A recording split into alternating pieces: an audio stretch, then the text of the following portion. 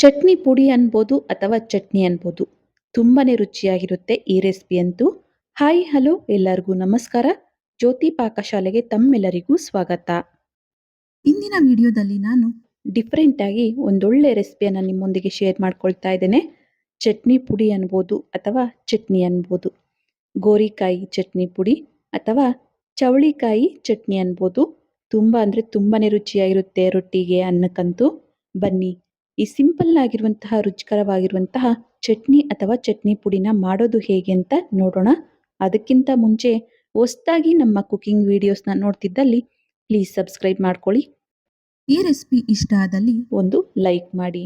ಈ ಡಿಫ್ರೆಂಟ್ ಆಗಿರುವಂತಹ ಚಟ್ನಿ ಪುಡಿ ಅಥವಾ ಚಟ್ನಿ ರೆಸಿಪಿನ ಯಾವ ರೀತಿ ಮಾಡೋದು ಅಂತ ನೋಡೋಣ ಬನ್ನಿ. ಮೊದಲಿಗೆ ನಾನಿಲ್ಲಿ ಒಂದು 1/4 kg ಹೆಚ್ಚು ಕಮ್ಮಿ ಆಗುವಷ್ಟು ಈ ಚವಳಿಕಾಯಿ ಅಥವಾ ಗೋರಿಕಾಯನ್ನ ತೆಗೆದುಕೊಂಡಿದ್ದೇನೆ. ನೀಟಾಗಿ ಒರೆಸಿ ನೋಡ್ಬೋದು. ಈ ರೀತಿ ನಾವು ಕಟ್ ಮಾಡಿ ತೆಗೆದುಕೊಳ್ಬೇಕಾಗುತ್ತೆ. ತೊಟ್ಟನ್ನ ತೆಗೆದು ಈ ಸೈಜ್ಗೆ ಕಟ್ ಮಾಡಿ ರೆಡಿ ಮಾಡ್ಕೊಳ್ಬೇಕು. ಈಗ ಗ್ಯಾಸ್ ಮೇಲೆ ಬಾಣಲೆನ ಇಟ್ಟು ಗ್ಯಾಸನ್ನು ಹಚ್ಚಿ ಈ ಬಾಣಲೆಗೆ ಕಟ್ ಮಾಡಿಟ್ಟಂತಹ ಚವಳಿಕಾಯಿ ಅಥವಾ ಗೋರಿಕಾಯನ್ನ ಸೇರಿಸ್ತೇನೆ. ಗ್ಯಾಸನ್ನು ಲೋ ಟು ಮೀಡಿಯಂ ಉರಿಲೇ ಇಟ್ಟು ಸ್ವಲ್ಪ ಇವನ್ನ ಈ ರೀತಿ ಫ್ರೈ ಮಾಡ್ಕೊಳ್ಬೇಕು. ನೋಡಿ, ಚವಳಿಕಾಯಿ ಅಥವಾ ಗೋರಿಕಾಯಿ ಸ್ವಲ್ಪ ಈ ರೀತಿ ಲೈಟಾಗಿ ಕಲರ್ ಚೇಂಜ್ ಆಗಿದ್ದೇನೆ. ಈಗ ಇದಕ್ಕೆ ಒಂದು 2 ಟೀ ಸ್ಪೂನ್ ಆಗುವಷ್ಟು ಎಣ್ಣೆನ ಸೇರಿಸ್ತೇನೆ. ಸ್ವಲ್ಪ ಇವು ಬಿಸಿ ಆದ ನಂತರ ನಾವು ಎಣ್ಣೆನ ಹಾಕಿ ಎಣ್ಣೆಯಲ್ಲಿ ಫ್ರೈ ಮಾಡ್ಕೊಳ್ಬೇಕು. ಈಗ ಎಣ್ಣೆಯಲ್ಲೇನೆ ಈ ಗೋರಿಕಾಯಿ ಹಸಿ ವಾಸನೆ ಹೋಗೋವರೆಗೂ ನಾವು ಲೋ ಫ್ಲೇಮಲ್ಲೇ ಫ್ರೈ ಮಾಡ್ಕೊಳ್ಬೇಕಾಗುತ್ತೆ. ಇವೆಲ್ಲ ಚೆನ್ನಾಗಿ ಫ್ರೈ ಆಗಿ ಕಲರ್ ಚೇಂಜ್ ಆಗಬೇಕು. ಅಲ್ಲಿವರೆಗೂ ಇವನ್ನ ಇದೇ ರೀತಿ ಎಣ್ಣೆಯಲ್ಲಿ ಫ್ರೈ ಮಾಡ್ಕೊಳ್ಬೇಕು. ನೋಡ್ಬೋದು, ಈ ರೀತಿ ಗೋರಿಕಾಯಿ ಎಲ್ಲವನ್ನ ನಾವು ಫ್ರೈ ಮಾಡ್ಕೊಳ್ಬೇಕಾಗುತ್ತೆ. ನೋಡಿ, ಪ್ರತಿಯೊಂದು ಗೋರಿಕಾಯಿ ಈ ರೀತಿ ಕಲರ್ ಚೇಂಜ್ ಆಗಬೇಕು. ಅಲ್ಲಿವರೆಗೂ ಲೋ ಟು ಮೀಡಿಯಂ ಉರಿಲೇ ಇಟ್ಟು ಇವನ್ನ ಫ್ರೈ ಮಾಡ್ಕೊಳ್ಬೇಕು. ಈಗ ಈ ಗೋರಿಕಾಯಿ ಫ್ರೈ ಆಗಿದ್ದಾವೆ. ಈಗ ಇದಕ್ಕೆ ಸ್ವಲ್ಪ ಹುಣಸೆ ಹಣ್ಣನ್ನು ಸೇರಿಸ್ತಾ ಇದ್ದೇನೆ. ಹುಣಸೆ ಹಣ್ಣನ್ನು ಸೇರಿಸಿ ಮತ್ತೆ ಒಂದು 2 ನಿಮಿಷ ಇವನ್ನ ಲೋ ಟು ಮೀಡಿಯಂ ಉರಿಲೇ ಫ್ರೈ ಮಾಡ್ಕೊಳ್ತೇನೆ. ಈ ಹುಣಸೆ ಹಣ್ಣು ಸಹ ಸ್ವಲ್ಪ ಬಿಸಿ ಆಗಬೇಕು. ಸ್ವಲ್ಪನೂ ನೀರನ್ನು ಬಳಸ್ತೇನೆ ಈ ಚಟ್ನಿ ಪುಡಿ ಅಥವಾ ಚಟ್ನಿನ ಮಾಡ್ತಾ ಇರೋದ್ರಿಂದ ಈ ರೆಸಿಪಿನ ನಾವು 15 ದಿನ ಸ್ಟೋರ್ ಮಾಡ್ಕೊಳ್ಬೋದು ಫ್ರಿಜ್ಜಲ್ಲಿಟ್ಟು. ನೋಡಿ, ಈ ಹುಣಸೆ ಹಣ್ಣು ಗೋರಿಕಾಯಿ ಎಲ್ಲ ಚೆನ್ನಾಗಿ ಫ್ರೈ ಆಗಿದ್ದಾವೆ. ಗ್ಯಾಸನ್ನು ಆಫ್ ಮಾಡ್ತೇನೆ. ಇವನ್ನ ಸ್ವಲ್ಪ ತಣ್ಣಗಾಗಲಿಕ್ಕೆ ಬಿಡ್ತೇನೆ. ನೋಡಿ, ತಣ್ಣಗಾಗಿದ್ದಂತಹ ಈ ಗೋರಿಕಾಯನ್ನ ಮಿಕ್ಸಿ ಜಾರಿಗೆ ಸೇರಿಸಿ ಇದನ್ನ ಪಲ್ಸ್ ಮೋಡಲ್ಲಿ ಆನ್ ಆ್ಯಂಡ್ ಆಫ್ ಮಾಡ್ತಾ ಒಂದು 4 ರಿಂದ 5 ಸಾರಿ ರುಬ್ಬಿದ್ರೆ ಸಾಕು. ನೋಡಿ, ಈ ರೀತಿ ತರಿಯಾಗೇ ಇರಬೇಕು ಗೋರಿಕಾಯಿ. ಫುಲ್ ನೈಸ್ ಆಗಿ ಪೇಸ್ಟ್ ಥರ ರುಬ್ಕೊಳ್ಳೋ ಹಾಗಿಲ್ಲ. ಸ್ವಲ್ಪ ಅಲ್ಲಲ್ಲಿ ಗೋರಿಕಾಯಿ ಬಾಯಿಗೆ ಸಿಗೋ ರೀತಿ ತರಿಯಾಗಿ ರುಬ್ಕೊಳ್ಬೇಕು. ಈಗ ಅನಂತರ ಒಗ್ಗರಣೆಗೆ ಅಂತ ಮತ್ತೆ ಬಾಣಲೆನ ಗ್ಯಾಸ್ ಮೇಲೆ ಇಟ್ಟು ಗ್ಯಾಸನ್ನು ಹಚ್ಚಿ ಬಾಣಲೆಗೆ ಸ್ವಲ್ಪ ಎಣ್ಣೆನ ಸೇರಿಸ್ತೇನೆ.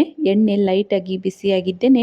2 ಟೇಬಲ್ ಸ್ಪೂನ್ ಆಗುವಷ್ಟು ಕಡಲೆಬೇಳೆ, 2 ಟೇಬಲ್ ಸ್ಪೂನ್ ಆಗುವಷ್ಟು ಉದ್ದಿನಕಾಳು ಅಥವಾ ಉದ್ದಿನಬೇಳೆ, ಅನಂತರ 1 ಟೀ ಸ್ಪೂನ್ ಆಗುವಷ್ಟು ಜೀರಿಗೆ, ಸ್ವಲ್ಪ ಸಾಸಿವೆನ ಸೇರಿಸಿ ಇವೆಲ್ಲವನ್ನ ಚೆನ್ನಾಗಿ ಫ್ರೈ ಮಾಡ್ಕೊಳ್ಳೋಣ.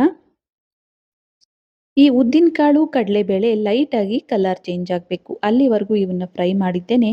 ಒಂದು 2 ರಿಂದ 3 ಒಣಮೆಣಸಿನಕಾಯಿನ ಮುರಿದು ಸೇರಿಸ್ತೇನೆ. ಅನಂತರ ಒಂದು 5 ರಿಂದ 6 ಆಗುವಷ್ಟು ಹಸಿಮೆಣಸಿನಕಾಯಿನೂ ಸಹ ಈ ರೀತಿ ಕಟ್ ಮಾಡಿ ಸೇರಿಸ್ತೇನೆ. ಎಣ್ಣೆಗೆ ಇವೆಲ್ಲವನ್ನ ಸೇರಿಸಿ ಸ್ವಲ್ಪ ಎಣ್ಣೆಯಲ್ಲಿ ಫ್ರೈ ಮಾಡಿದ್ದೇನೆ. ಈಗ ಇದಕ್ಕೆ ದಪ್ಪ ಗಾತ್ರದ ಒಂದು ಈರುಳ್ಳಿನ ಸಣ್ಣದಾಗಿ ಕಟ್ ಮಾಡಿ ಸೇರಿಸ್ತಾ ಇದ್ದೇನೆ. ಹಾಗೆಯೇ ಇದಕ್ಕೆ ಸ್ವಲ್ಪ ಕರಿಬೇವನ್ನು ಸಹ ಸೇರಿಸಿ ಈರುಳ್ಳಿನ ಚೆನ್ನಾಗಿ ಸಾಫ್ಟ್ ಆಗಿ ಬೇಯೋವರೆಗೂ ಬೇಯಿಸ್ಕೊಳ್ಬೇಕಾಗುತ್ತೆ. ಗೋರಿಕಾಯಿ ಅಂದರೆ ಮಕ್ಕಳಾಗಲಿ ದೊಡ್ಡವರಾಗಲಿ ಕೆಲವರು ತಿನ್ನಲಿಕ್ಕೆ ಇಷ್ಟಪಡಲ್ಲ. ಆದರೆ ಈ ರೀತಿ ಮಾಡಿಕೊಟ್ರೆ ಗೋರಿಕಾಯಲ್ಲಿ ಮಾಡಿದ್ದೀವಿ ಅಂತಲೂ ಗೊತ್ತಾಗಲ್ಲ. ತುಂಬಾನೇ ರುಚಿಯಾಗಿರುತ್ತೆ ಚಪಾತಿಗೆ, ಬಿಸಿ ಅನ್ನದ ಜೊತೆಗೆಲ್ಲ. ಗೋರಿಕಾಯಿ ತಿನ್ನಲ್ಲ ಅಂದವರು ಸಹ ತುಂಬಾನೇ ಇಷ್ಟಪಟ್ಟು ತಿಂತಾರೆ ಈ ರೆಸಿಪಿ ಅಂತೂ. ಈರುಳ್ಳಿ ಸಾಫ್ಟ್ ಆಗಿ ಬೆಂದಿದ್ದೇನೆ. ಇದಕ್ಕೆ ರುಬ್ಬಿಟ್ಟಂತಹ ಈ ಗೋರಿಕಾಯಿ ಮಿಶ್ರಣವನ್ನ ಸೇರಿಸ್ತಾ ಇದ್ದೇನೆ. ಗ್ಯಾಸನ್ನು ಲೋ ಫ್ಲೇಮಲ್ಲಿಟ್ಟು ಈ ಗೋರಿಕಾಯಿ ಮಿಶ್ರಣವನ್ನ ಒಗ್ಗರಣೆಯಲ್ಲಿ ಚೆನ್ನಾಗಿ ಮಿಕ್ಸ್ ಮಾಡ್ತಾ ಇದನ್ನ ಚೆನ್ನಾಗಿ ಬೇಯಿಸ್ಕೊಳ್ಬೇಕು. ಈ ಗೋರಿಕಾಯಿಯಲ್ಲಿ ಇರುವಂತಹ ತೇವಾಂಶ ಎಲ್ಲ ಡ್ರೈ ಆಗಬೇಕು. ಹಾಗೆ ಲೋ ಫ್ಲೇಮಲ್ಲೇ ಇದೆಲ್ಲವನ್ನ ಚೆನ್ನಾಗಿ ಫ್ರೈ ಮಾಡ್ಕೊಳ್ಬೇಕಾಗುತ್ತೆ. ನೋಡಿ ಈ ರೀತಿಯಾಗಿ ಲೋ ಫ್ಲೇಮಲ್ಲೇ ಒಂದು 2 ರಿಂದ 3 ನಿಮಿಷ ಚೆನ್ನಾಗಿ ಫ್ರೈ ಮಾಡಿದ್ದೇನೆ. ಈಗ ಇದಕ್ಕೆ ಮಸಾಲೆ ಪದಾರ್ಥಗಳನ್ನು ಸೇರಿಸ್ತೇನೆ.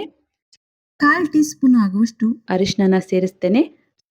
ಹಾಗೆಯೇ 1 ಟೀ ಸ್ಪೂನ್ ಆಗುವಷ್ಟು ಅಚ್ಚಕಾರದ ಪುಡಿನ ಸೇರಿಸ್ತಾ ಇದ್ದೇನೆ. ನಾನಿಲ್ಲಿ ಬಳಸಿರುವಂತಹ ಹಸಿಮೆಣಸಿನಕಾಯಿ ಖಾರ ಕಮ್ಮಿ ಇರೋವು, ಹಾಗಾಗಿ 1 ಟೀ ಸ್ಪೂನ್ ಆಗುವಷ್ಟು ಅಚ್ಚಕಾರದ ಪುಡಿನ ಸೇರಿಸ್ತಾ ಇದ್ದೇನೆ. ಹಾಗೆಯೇ ರುಚಿಗೆ ತಕ್ಕಷ್ಟು ಉಪ್ಪನ್ನು ಸಹ ಸೇರಿಸ್ತೇನೆ. ಈಗ ಇದೆಲ್ಲವನ್ನು ಚೆನ್ನಾಗಿ ಮಿಕ್ಸ್ ಮಾಡ್ಕೊಳ್ಳೋಣ. ನಾವಿಲ್ಲಿ ಮಸಾಲೆ ಪದಾರ್ಥಗಳನ್ನು ಸೇರಿಸಿರೋದ್ರಿಂದ ಸೀದೋಗೋ ಚಾನ್ಸ್ ಇರುತ್ತೆ. ಹಾಗಾಗಿ ಲೋ ಫ್ಲೇಮಲ್ಲೇ ಇಟ್ಟು ಇವೆಲ್ಲವನ್ನು ಮಿಕ್ಸ್ ಮಾಡ್ತಾ ಇನ್ನೂ 1-2 ನಿಮಿಷ ಇವನ್ನ ಇದೇ ರೀತಿ ಫ್ರೈ ಮಾಡ್ಕೊಳ್ಬೇಕಾಗುತ್ತೆ. ಇನ್ನು ಯಾರೆಲ್ಲ ಸಬ್ಸ್ಕ್ರೈಬ್ ಮಾಡ್ಕೊಳ್ದೆ ವಿಡಿಯೋನ ನೋಡ್ತಿದ್ದಲ್ಲಿ ಪ್ಲೀಸ್ ಸಬ್ಸ್ಕ್ರೈಬ್ ಮಾಡ್ಕೊಳ್ಳಿ. ಬೆಲ್ ಐಕನ್ ಮೇಲೆ ಕ್ಲಿಕ್ ಮಾಡಿ ಆಲ್ ಅನ್ನೋ ಆಪ್ಷನ್ನ ಆನ್ ಮಾಡ್ಕೊಳ್ಳಿ. ನಾನು ಯಾವುದೇ ಹೊಸ ವಿಡಿಯೋನ ಅಪ್ಲೋಡ್ ಮಾಡಿದ್ರೂ ನಿಮಗೆ ನೋಟಿಫಿಕೇಶನ್ ಬರುತ್ತೆ. ನೋಡಿ ಈ ರೀತಿ ಆಗಾಗ ಮಿಕ್ಸ್ ಮಾಡ್ತಾ ಒಂದು 2-3 ನಿಮಿಷ ಚೆನ್ನಾಗಿ ಇದನ್ನು ಫ್ರೈ ಮಾಡ್ಕೊಳ್ಬೇಕು. ಈ ಗೋರಿಕಾಯಿಯಲ್ಲಿರುವಂತಹ ತೇವಾಂಶ ಎಲ್ಲ ಡ್ರೈ ಆದ್ರೇ ನಾವು ಇದನ್ನು ಒಂದು 15 ದಿನ ಸ್ಟೋರ್ ಮಾಡಿಕೊಂಡು ಸವಿಬಹುದು. ನೋಡಿ ಗೋರಿಕಾಯಿ ಎಲ್ಲ ಚೆನ್ನಾಗಿ ಫ್ರೈ ಆಗಿದ್ದಾವೆ, ಫುಲ್ ಡ್ರೈ ಆಗಿದೆ ನೋಡ್ಬೋದು. ಈಗ ಇದಕ್ಕೆ ಕೊನೆಯದಾಗಿ ಸ್ವಲ್ಪ ಇಂಗು ಪುಡಿನ ಸೇರಿಸ್ತಾ ಇದ್ದೇನೆ. ಕೊನೆಯದಾಗಿ ನಾವು ಈ ಇಂಗು ಪುಡಿನ ಸೇರಿಸೋದ್ರಿಂದ ಫ್ಲೇವರ್ ಹಾಗೇನೆ ಇರುತ್ತೆ, ರುಚಿ ತುಂಬಾನೇ ಚೆನ್ನಾಗಿರುತ್ತೆ. ಹಾಗೆಯೇ ಈ ಟೈಮಲ್ಲಿ ನೋಡಿ ಸ್ವಲ್ಪ ರುಚಿನ ಉಪ್ಪು ಕಮ್ಮಿ ಆದಲ್ಲಿ ಉಪ್ಪನ್ನು ಸೇರಿಸ್ಕೊಳ್ಬೋದು. ನನಗೆ ಇಲ್ಲಿ ಉಪ್ಪು ಕರೆಕ್ಟ್ ಆಗಿದೆ ಅನ್ನಿಸ್ತು. ಇಂಗು ಪುಡಿನ ಸೇರಿಸಿ ಇದೆಲ್ಲವನ್ನು ಚೆನ್ನಾಗಿ ಮಿಕ್ಸ್ ಮಾಡ್ಕೊಳ್ತಾ ಇದ್ದೇನೆ. ಇಂಗು ಪುಡಿನ ಸೇರಿಸಿ ಜಾಸ್ತಿ ಹೊತ್ತು ಇದನ್ನು ಫ್ರೈ ಮಾಡ್ಕೊಳ್ಳೋ ಅವಶ್ಯಕತೆ ಇಲ್ಲ. 1 ನಿಮಿಷ ಲೋ ಫ್ಲೇಮಲ್ಲಿ ಇದನ್ನು ಬಿಸಿ ಮಾಡಿದ್ರೆ ಸಾಕು. ನೋಡಿ ಚೆನ್ನಾಗಿ ಫ್ರೈ ಮಾಡಿದ್ದಾಗಿದೆ. ಇಷ್ಟು ಫ್ರೈ ಮಾಡಿಕೊಂಡ್ರೆ ಸಾಕು. ಈಗ ಗೋರಿಕಾಯಿ ಚಟ್ನಿ ಪುಡಿ ಅಥವಾ ಗೋರಿಕಾಯಿ ಚಟ್ನಿ ರೆಡಿ ಆದಂಗೆನೆ ಗ್ಯಾಸನ್ನು ಆಫ್ ಮಾಡ್ತೇನೆ. ಈ ಚಟ್ನಿ ಪುಡಿ ಅಥವಾ ಚಟ್ನಿನ ಒಂದು ಬಟ್ಲಿಗೆ ಸರ್ವ್ ಮಾಡ್ತೇನೆ. ನೋಡಿದ್ರಲ್ಲ, ತುಂಬಾನೇ ಸಿಂಪಲ್ ಆಗಿ ರುಚಿಕರವಾಗಿರುವಂತಹ ಒಂದೊಳ್ಳೆ ಚಟ್ನಿ ಪುಡಿ ರೆಸಿಪಿ ಅಥವಾ ಚಟ್ನಿ ರೆಸಿಪಿ. ಚವಳಿಕಾಯಿ ತಿನ್ನಲ್ಲ ಅಂದವರು ಸಹ ಈ ರೆಸಿಪಿನ ಮಾಡಿಕೊಟ್ರೆ ತುಂಬಾನೇ ಇಷ್ಟಪಟ್ಟು ತಿಂತಾರೆ ಅಂತಲೇ ಹೇಳ್ಬೋದು. ಒಮ್ಮೆ ಈ ರೀತಿ ಗೋರಿಕಾಯಿ ಚಟ್ನಿ ಪುಡಿನ ಟ್ರೈ ಮಾಡಿದ್ರೆ ಮತ್ತೆ ಪದೇ ಪದೇ ಮಾಡ್ಕೊಳ್ತೀರಾ, ಅಷ್ಟು ರುಚಿಯಾಗಿರುತ್ತೆ. ಈ ಚಟ್ನಿ ಪುಡಿ ರೆಸಿಪಿ ಅಥವಾ ಚಟ್ನಿ ರೆಸಿಪಿ ನಿಮಗೆ ಇಷ್ಟ ಆಗಿದೆ ಅಂದ್ಕೊಳ್ತೇನೆ.